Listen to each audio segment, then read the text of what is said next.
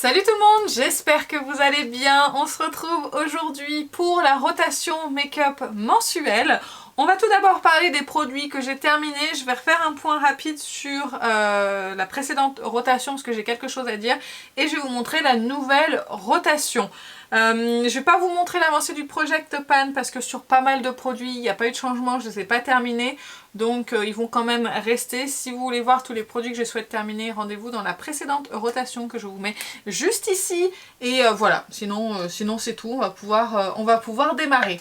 Alors en produit terminé, j'ai deux mascaras. J'ai celui de chez Maybelline, le The Falsies Surreal.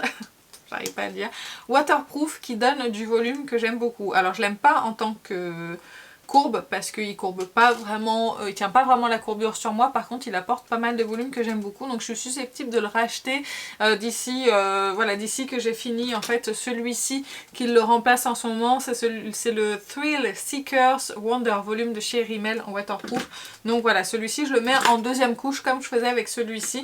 Donc voilà, pour le moment je le rachèterai pas tout de suite, je veux finir à celui-ci, mais on verra peut-être par la suite, ou peut-être que je testerai autre chose, on verra. Ensuite le Beach Waterproof Mascara de chez Aiko, un excellent mascara waterproof qui fonctionne hyper bien, il donne du volume, il courbe les cils, il est impressionnant au niveau de la courbure, vraiment, il est génial, mais c'est un waterproof et j'ai remarqué que si je le mettais tous les jours, pour le démaquiller c'est vraiment trop compliqué et en plus du coup je perdais quelques cils au démaquillage. Donc je l'ai de nouveau en backup, je le mettrai peut-être de temps en temps quand je veux vraiment avoir un effet waouh sur mes cils. Mais en attendant, j'utilise le cil, le High Impact cils liftés, j'ai oublié son nom, de chez Clinique, que j'aime beaucoup. Il me fait des cils très longs. Il n'est pas très fort en volume, mais par contre il est bon en longueur et en courbure. Je l'aime beaucoup. Donc en attendant, ce sera celui-ci. Il est plus facile à démaquiller que celui-ci. En autre produit terminé, j'ai enfin terminé ce truc de chez Kiko. Là, c'est l'espèce de lip gloss baume à lèvres. Voilà, j'avais enlevé le stopper pour le terminer le plus possible. Il reste au fond, mais voilà, moi ça me va. Je vais pas prendre quelque chose pour gratter parce que je l'aimais absolument pas du tout. Donc je suis très contente qu'il soit fini. Je l'ai remplacé par une petite huile à lèvres de chez Cosas qui a 2 ml dedans. Donc je pense que ça va pas durer très longtemps. Mais une fois que je pourrai plus en prélever, j'enlèverai le stopper. Elle est très agréable, elle est très sympa. Rien de plus à dire. Ça hydrate, ça nourrit les lèvres comme il faut. Ça les prépare bien au maquillage. Donc voilà, rien de spécial, je l'aime bien. En tout cas, bien plus que le Kiko. Il a failli me crever un œil d'ailleurs. Et j'ai terminé mon crayon à sourcils de chez Benefit. Il s'agit du Volumizing Pencil, Brow Pencil je crois, en teinte numéro 3 qui est arrivé au bout du rouleau, hein, ça y est. Donc voilà, il est terminé. Donc je l'ai remplacé par le crayon de chez Sephora en teinte numéro 8 si je ne me trompe pas. Ah oui, 08. Donc voilà, et je l'aimais beaucoup ce crayon à sourcils parce qu'il remplit les cils, il donne un petit volume aux sourcils plutôt, que j'aime bien. Après, moi je préfère les plus petites mines comme ça pour vraiment faire du petit poil à poil aux petits endroits où il me manque un ou deux poils et rien de plus. Ça c'est bien si vous voulez juste remplir vos sourcils assez rapidement, il est excellent pour ça.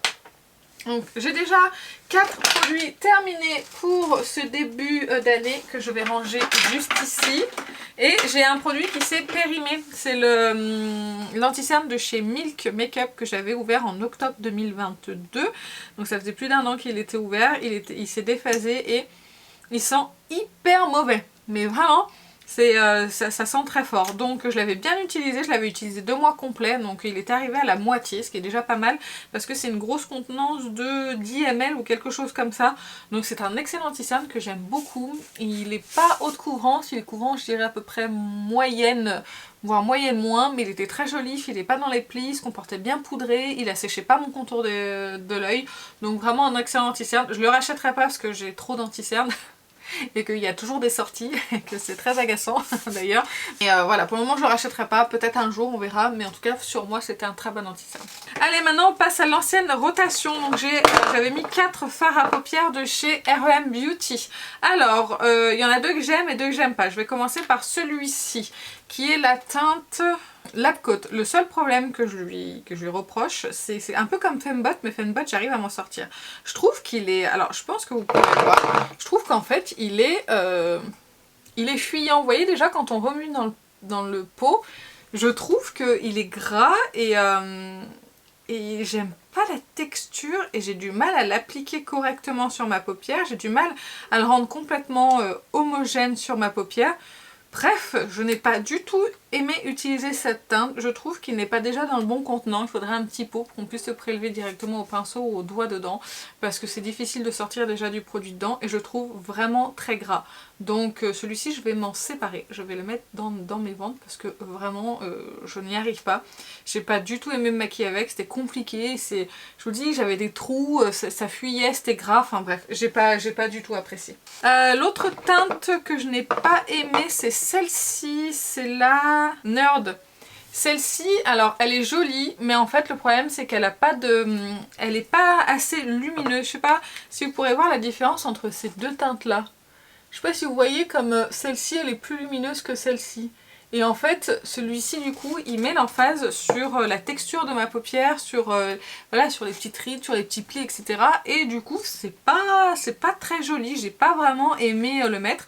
Alors celui-ci que je porte d'ailleurs aujourd'hui sur les yeux, j'aime bien, c'est légèrement lumineux, c'est classique, hein, ça n'a rien de transcendant, mais ça met pas l'emphase sur les textures de ma paupière, c'est joli, c'est facile à appliquer. Celui-ci aussi, hein, cela dit, était facile à appliquer, mais j'aime pas le rendu sur ma paupière. Donc celui-ci pareil, je ne vais pas le garder. Et les deux que j'ai aimés, mais en fait pour les mêmes raisons, vous avez Comet et Experiment, donc ces deux-là. Ces deux-là je les aime bien parce que, surtout celui-ci, j'ai beaucoup aimé celui-ci pour sa teinte, c'était très joli. D'ailleurs comme je les garde, je vais vous les swatcher. Et en fait ils sont faciles d'utilisation, on a un rendu qui est joli, qui est un rendu pour le quotidien sans aucun problème. C'est métallisé mais pas trop non plus, c'est pas des fards exceptionnels hein, non plus, hein. Il ne faut pas s'attendre à du pailleté, du irisé, ce que vous voulez. Mais ils sont tombés. Mais voilà, c'est des jolies couleurs qui fonctionnent bien et en plus qui peuvent fonctionner ensemble. Donc voilà, j'ai rien à leur reprocher, c'était très bien. Et là je me suis maquillée avec pour me faire un avis sur celui-ci aujourd'hui. Et j'aime bien ce que je vois et en plus ça tient relativement bien sur mes paupières. Donc ça, je garde. Ensuite un fard à paupières de chez ELF, je l'ai complètement oublié parce qu'en fait il est tout petit, il était dans le rangement et je ne l'ai pas vu. Donc celui-ci je vais le garder avec moi pour le mois prochain pour pouvoir me faire un avis. Ensuite il y avait le blush de chez NARS, blush liquide, c'est la teinte Dolce Vita, j'adore ce blush, je l'ai utilisé plusieurs fois ce mois-ci et j'ai toujours le même avis dessus, hein, comme je vous avais dit le mois précédent.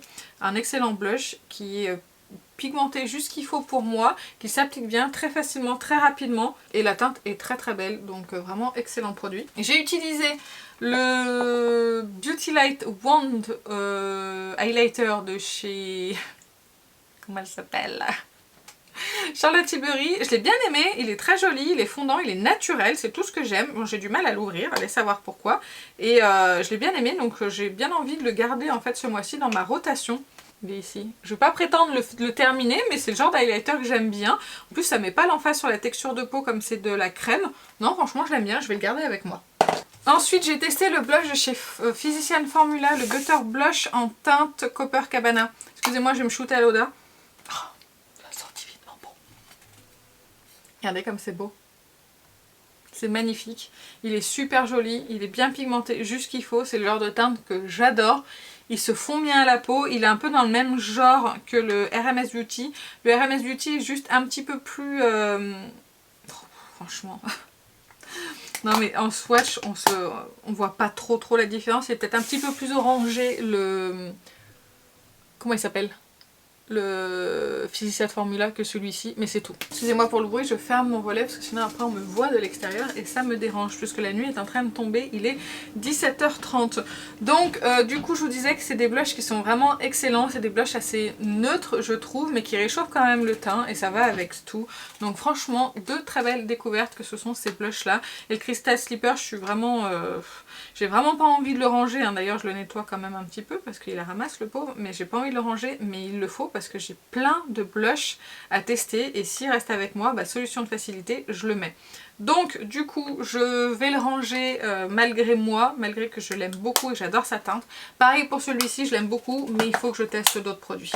J'ai deux produits de chez Iconic London. Vous savez, ces deux petits trucs, j'ai pas d'avis encore dessus parce que je les ai pas utilisés, donc je vais les garder. D'ailleurs, je suis désolée si c'est un petit peu plus sombre ici au niveau de la luminosité, mais j'ai la flemme d'allumer l'autre éclairage. Donc ça restera comme ça, d'accord? Donc pardon pour ces deux produits là, je les garde pour le mois prochain parce que je les ai pas testés. Ils rentreront dans les tiroirs quand je les aurai testés. Pour le bronzer, c'était le bronzer poudre de chez NARS, la teinte 00. Et bien écoutez, il fonctionne vraiment très très bien. J'ai bien aimé l'utiliser. Il est poudreux, certes, mais bien pigmenté. Et d'ailleurs, ça se voit qu'il est poudreux parce que je l'ai utilisé peut-être une dizaine de fois ce mois-ci. Et on voit bien les traces de pinceau dans le pan. Je sais pas si vous verrez, mais en tout cas, moi je le vois bien. Et très bon bronzer poudre que j'ai beaucoup aimé. Après, c'est pas mon préféré des bronzers poudre. C'est pas celui, je vais vous dire, foncé, acheté. Mais j'ai bien aimé, la texture est quand même bien fondante et ça s'est bien comporté. Au niveau de la palette pour les yeux, j'avais la palette de chez Pat McGrath. C'est la Bijou Brillance quelque chose. Je vous la mettrai dans la barre d'infos de toute façon. Elle est comme ceci. J'ai fait plusieurs looks avec et dont un que je vous ai filmé pour le vlog. Donc n'hésitez pas à aller voir si vous voulez la voir en action. Très belle palette qui fonctionne bien. Je me suis même maquillée à Noël avec et j'ai beaucoup aimé le maquillage que j'avais fait. Et franchement, très belle palette que je vais garder, que j'ai beaucoup aimé utiliser et que je vous recommande si jamais vous tombez dessus en promo ou autre. Franchement, elle fonctionne bien. Qualité Pat McGrath. Les mats sont très bons, les lumineux sont très bons, il n'y a rien à dire, et les blushs, n'en parlons pas. C'était tout pour mon ancienne rotation. On va passer maintenant aux nouveaux produits. Alors, il n'y en a pas beaucoup, je vous ai montré, parce que là, c'était vraiment la rotation. Sinon, les autres produits, c'est du Project Pan. Vous savez que j'ai toujours ma super bébé à terminer. Elle arrive au bout, mais peut-être qu'un jour, elle le sera. J'ai toujours le spray d'Iconic London, qui, j'espère, normalement, il aurait dû être fini ce mois-ci. C'est toujours pas le cas. Donc, j'espère que le mois prochain, il sera fini. Enfin, voilà, j'essaye de finir certaines choses, comme la base de chez Say et le bronzer de chez... c'est pas un bronzer, c'est le Hollywood Flawless en teinte 5 que j'essaye de terminer. Mais ça n'a pas beaucoup bougé, donc voilà, je vous en parle pas plus que ça. Il y a des produits que je vais rajouter. Par exemple, les fonds de teint. Je souhaite vraiment essayer ces deux fonds de teint là. C'est les fonds de teint qui me restent. En plus, j'ai commandé le Make Up Forever, le dernier, pour en faire une vidéo. Et du coup, il faut vraiment que ces deux-là, je les teste. Alors celui-ci, je l'ai déjà testé une fois. Donc c'est vraiment pour valider mon avis. Et celui-ci, je ne l'ai jamais testé. Et franchement, j'ai très très envie de l'essayer par rapport à tout ce que je vois en avis sur ce produit-là. J'ai vraiment envie de le tester. Je vais les mettre dans la rotation. Une fois que j'ai fini la super bébé et une fois seulement qu'elle est terminée. Et j'espère que c'est pour bientôt, mais je vois pas. On voit pas à travers ce packaging, c'est chiant. Moi je suis persuadée qu'il y a quelqu'un qui vient me remplir le tube tous les jours. Donc j'ai grand espoir quand même que ce format 15 ml soit terminé à un moment donné. Donc j'aimerais tester ces deux produits là. Une fois que je les aurai testés et que j'aurai validé mon avis, je passerai au fond de teint Tom Ford pour pouvoir le terminer. Donc voilà, c'est de la rejoigne ma rotation et prier les dieux du maquillage pour que cette super bébé se termine à un moment donné. Voilà, c'est tout ce que j'ai à dire. En anti-cerne, ce mois-ci, ce sera le Forever Skin Correct en teinte 2N, donc de chez Dior.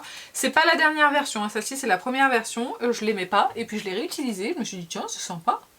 Donc on verra, je vais me refaire un avis dessus. Si je l'aime pas, je le garderai pas. Si je l'aime bien, bah, bien évidemment que je le garderai. Donc celui-ci rejoint ma rotation. J'ai envie de tester ce mois-ci en blush le Nude Sticks que j'ai toujours pas essayé. D'ailleurs on va jeter la boîte, on va l'ouvrir tout de suite pour gagner du temps pour un prochain test.